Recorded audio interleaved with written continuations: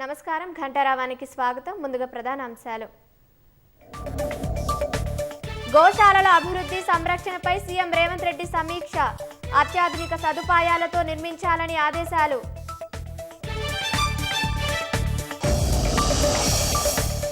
Palm ఆయిల్పై దిగుమతి సుంకం 40% పెంచాలన్న మంత్రి తుమ్మల. రైతుల ప్రయోజనాలకు వ్యతిరేకంగా కేంద్రం నిర్ణయం ఉందని వెల్లడి. హైదరాబాద్లో డ్రైనేజీ సమస్యలు తీర్చాలని బీజేపీ నేతల నిరసన. కోట్లల్లో పన్ను వసూలు చేస్తున్నా అభివృద్ధి శూన్యమని మండిపాటు. జనరేటర్ల మొరాయింపుతో సెల్ ఫోన్ వెలుతురులో వైద్య సేవలు. జహీరాబాద్ ఏరియా ఆసుపత్రిలో రోగులకు ఇబ్బందులు.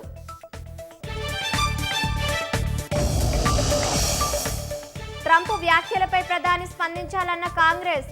ద్వైపాక్షిక చర్చలే కారణమని ఎందుకు చెప్పలేకపోతున్నారని ప్రశ్న.